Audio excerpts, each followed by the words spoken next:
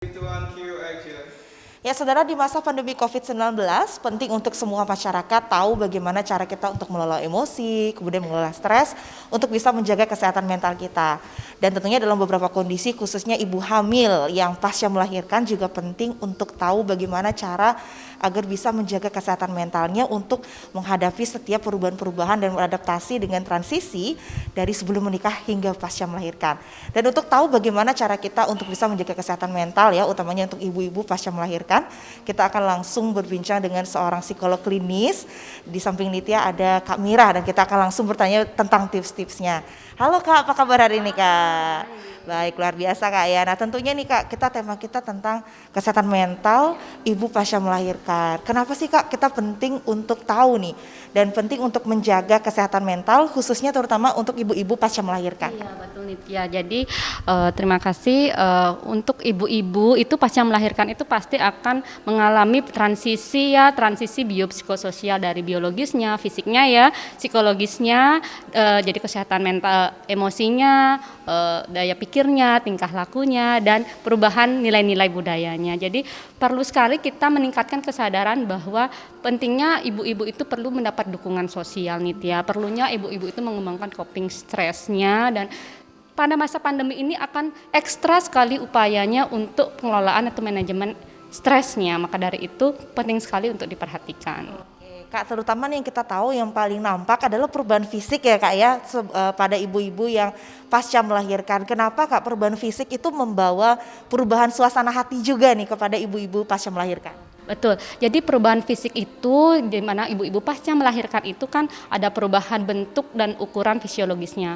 Dari mulai vagina, terus juga rahimnya, perutnya, hingga itu akan berpengaruh juga sama kebutuhan seksualnya, hormon-hormonnya, sehingga emosinya akan mudah lelah, mudah marah, mudah putus asa, mudah sedih. Jadi sangat berkorelasi sekali nih ya itu dari perubahan-perubahan tersebut seperti itu. Nah Kak, kira-kira nih Kak, apa yang bisa dilakukan oleh ibu-ibu untuk bisa menjaga kesehatan mentalnya pasca dia melahirkan gitu Kak? Oke, baik dari ibu maupun keluarganya itu sama-sama berupaya. Jadi tidak hanya ibunya saja. Jadi dari keluarga itu menjadi support system yang baik. Jadi membantu tugas ibu merawat bayinya, mungkin menawarkan bantuan, mengapresiasi keberhasilannya, terus juga kadang-kadang mengajak waktu luang ya, maksudnya me time bersama juga bisa. Dan dari ibu sendiri itu pentingnya melakukan relaksasi. Jadi relaksasi nafas itu untuk pengelolaan emosi sangat bagus nih ya.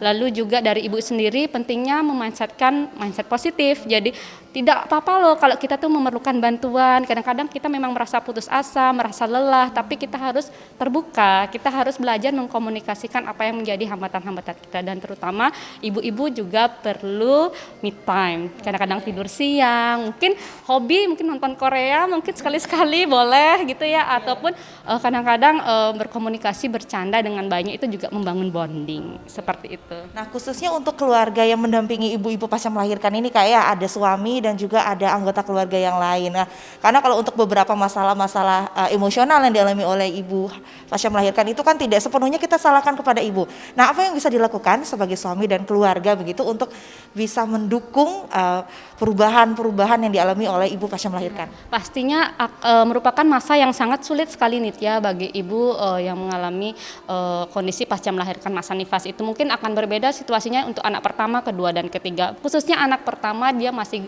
mungkin gelagapan gitu ya, mungkin masih belum pengalaman dan lain-lainnya. Pentingnya kita menawarkan bantuan. Terus lalu juga keluarga itu penting untuk mengidentifikasi perubahan-perubahan yang dialami oleh sang ibu, perubahan emosi, perubahan distorsi pikiran-pikirannya, kebiasaannya, dan ketika itu sudah tidak membawa kesejahteraan bagi sang ibu dan juga sang keluarga, harus cepat-cepat untuk berkonsultasi ke petugas kesehatan. Terakhir nih Kak, tips kapan kita harus sudah mengunjungi profesional? Oke. Awal-awal ibu keluar dari rumah sakit gitu ya, pulang dari dia melahirkan, itu memang wajar ya, dia akan mengalami transisi, perubahan, kelelahan dan sebagainya. Namun ketika sudah memasuki lebih dari 2 minggu, itu sang suami ya atau sang ayah dan keluarga harus mulai aware, udah mulai untuk mengkomunikasikan dulu dengan ibunya, istrinya, lalu ketika tidak menemukan jalan pintas, menemukan jalan untuk disembuhkan atau dibantu, segeralah berkonsultasi ke tenaga kesehatan. Itu bisa dari bidan, SPOG ataupun psikolog sendiri begitu Kak ya. Oke, terima kasih banyak Kak atas waktunya. Mudah-mudahan sehat selalu dan tips yang sudah kita bisa bagikan juga berguna untuk saudara-saudara di rumah.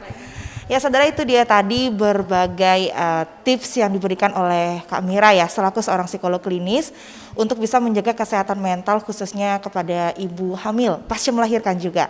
Dan kita juga jangan lupa untuk tetap menerapkan protokol kesehatan dengan mencuci tangan, kemudian gunakan hand sanitizer dan juga menjaga jarak di lingkungan kita dimanapun kita berada. Dewi Nitya, Jupayana Putra, Kompas TV Gianyar, Bali.